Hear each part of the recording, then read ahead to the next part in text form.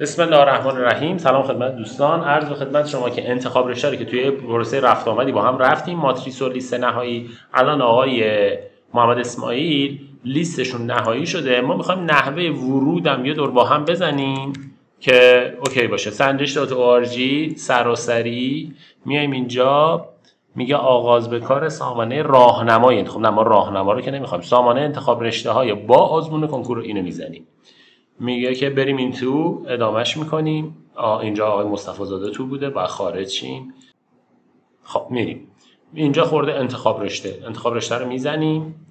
میگه که تا زمانی که رسیدش رو دریافت نکردین تموم نمیشه، حتما اون رسید آخر رو بگیرین. رشته‌های محل زبان انگلیسی و فلان اینو دادن، صرفا در آزمون اختصاصی ما خب ما نداریم دیگه، هیچ قبول دارم. اطلاعاتتونه پارسا محمد اسماعیل، اطلاعاتو چک کنید. دوره‌های مجازتون رو خورده چی به چیه،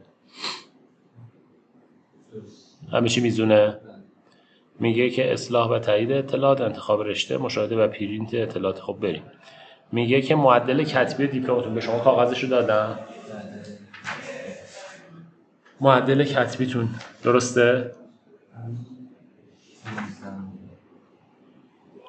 این عدد شما قبلا خودتون زده بودین؟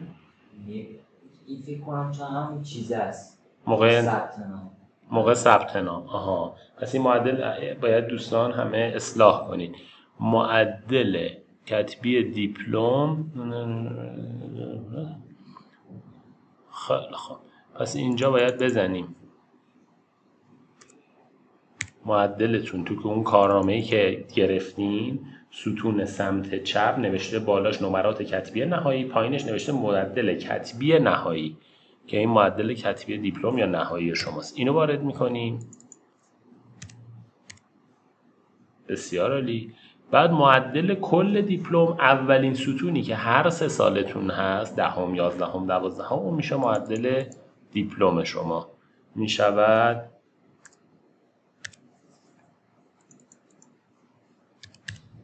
بسیار عالی.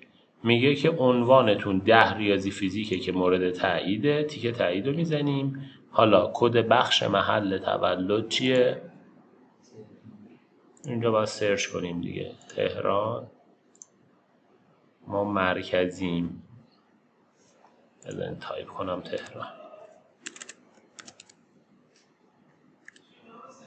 تهران مرکزی. درسته. 16 کد بخش محل اخذ مدرک سال 11ام همونه. سال 10ام هم اینجا بودین دیگه بزرگوار. بسیار عالی. اینا رو میزنیم. همه چی مورد تایید برادر. کد سوابق تحصیلیت هم اونجا همونه دیگه احتمالاً دیگه. بسیار عالی. میریم مرحله بعد. خب مرحله بعد اینجا دیگه خیلی آسونه. میگه که پیام نورینا اگر میخوایم سریال علاقه‌مندیش یا غیر انتفاعی، شما قبلا موقع ثبت نام علاقه‌مندی غیر انتفاعی رو زده بودین؟ آره اصلا این بالا زده دیگه تو مجازاتون. میگه روزانه، نوبت دوم، فلان، غیر انتفاعی اینها. یعنی اون موقعی که کسی اگه موقع ثبت نام اینو خریده دیگه الان لازم نیست اینجا. اگه نخریده باشه اینجا باید سریال علاقه‌مندیشو بخره. خیلی خب تمام. حالا ما میخوایم چیکار کنیم؟ میگه که اینجا کد رشته هاتون رو وارد کنید. بسم الله. اولین کد رو میفرمایید. 3479. ببینید جلوش مینویسه آقای محمد اسماعیل، اونی که شما میزنید درسته؟ خب آیتم جدید رو میزنیم. بعدی 370 جلوش مینویسه.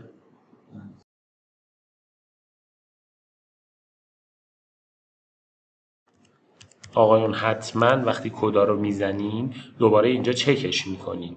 حالا الان سایت شلوغ شد چی شد، این اتفاق ممکنه بیفته دیگه. آها چک میکنیم.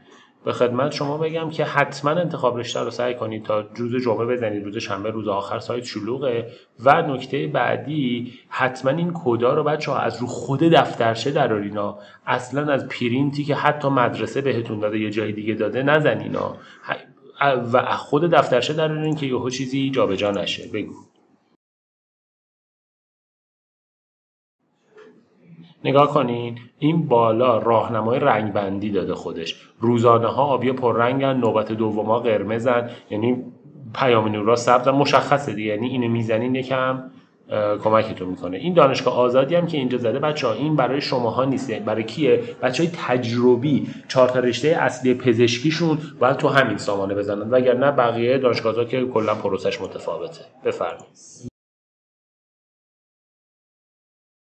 خب ما همه آیتمایی که آقای محمد اسماعیل مد نظرش بود رو زدیم، 56 تا شد. تو همین زدنی که داشتیم می‌زدیم مثلا یکی رو 2 بار زدیم، یکی رو یهو به جای 30 یهو بعد از روزانه‌ها 37 زدیم. یکی 2 تا اشتباه همین توی زدنمون بود که با نوشته‌های جلوش درآوردیم و متوجه شدیم و از رنگ بندی و این کمک کرد بهمون. خب من حالا فقط چون کدا رو من زدم یه بار یه پاز میکنم، دوباره آقای محمد اسماعیل همه چی رو یه بار چک کنه، بعد حالا تا بریم ببینیم مرحله بعدی به چه صورته بچه‌ها. خب آقای محمد اسماعیل خودشون چک کردن همه چی میزون و اوکی بود. ثبت نهایی اطلاعات رو میزنیم، میگه خطا در انجام عملیات. چه خطایی داریم؟ یه بار دیگه میزنیم، شاید نتی چیزی بوده. اینها میگه کد رشته C466 2 بار تکرار شده. برای غیر انتفاعی باید سریال علاقمندی. شما موقع سریال علاقمندی نخریدین؟ غیر انتفاعی دیگه داره خطا میزنه دیگه. C466 رو میگه 2 بار زدیم. خب ما پاز میزنیم تا این خطاها رو بتونیم برطرف کنیم، یعنی باید بریم یه سریال علاقمندی بخریم. C466 آقای محمد اسماعیل کجاست؟ اینهاش مهندسی عمران خواجه نصیر، درسته؟ همینو میگفت. خب این کدوم بود؟ اینه. این مهندسی عمران خواجه نصیر شبانه است. خب چون قرمزه میام پایین، توی قرمزه اینها دوباره اینجام زدیم. خب آقا اینجا اینو اشتباه بود. ببین میشه اینو حذف کرد بچه‌ها. میشه اگه چیزی جا انداخته باشین اینجا یه چی بزنیم اضافه کنیم. اینجا الان میگه که این C465 نگرفت.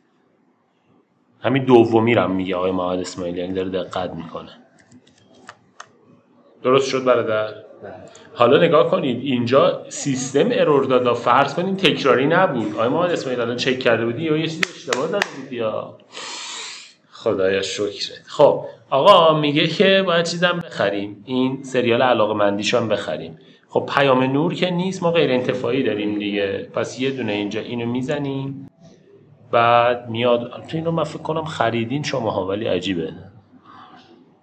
سریال ثبت نام و انتخاب رشته پذیرش دانشجو صرفاً بر اساس سواد تحصیلی، نه ما اینو نمیخوایم. سریال علاقمندی به گزینش پیام نور و غیر انتفاعی، نه دیگه ما اینو میخوایم، درسته؟ محمد اسماعیل؟ نه. خیلی خب انتخاب رشته با آزمون، تایید و ادامه. دیگه بچه‌ها دوباره یه خرید اینترنتی پاز میزنم ویدیو طولانی نشه، دیگه خرید اینترنتی کاری نداره. خب آقا ما خرید رو انجام دادیم، حالا برگردیم تو اون سامانه.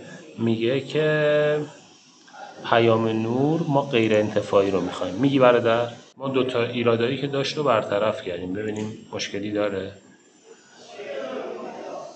آقایون پس حتی المقدور رو زودتر انجام بدید. سایت اگه شلوغ شه این داستان رو داریم. لطفاً صبر کنید. در حال بارگذاری. خب داره این اطلاعات بارگذاری کرد. اینجا میگه این لیست انتخاب رشته است، رسید انتخاب رشته رو هم داد بهشون، یعنی الان انتخاب رشته تایید و نهاییه. حالا میتونید تاش پرینت هم بگیریم. ما یه پرینت هم بزنیم.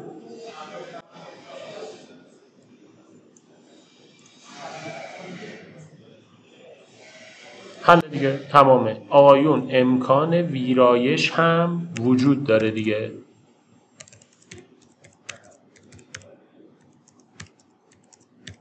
امکان ویرایش هم تا 8 بار وجود داره دیگه، بی نهایت بار هم نیستش. اوکی ما از این سامان هم خروج کنیم که محمد اسماعیل خیالش راحت شه. حل دیگه. حالا اینا رو هم ویرایش اگه خواستین میکنید. تمام.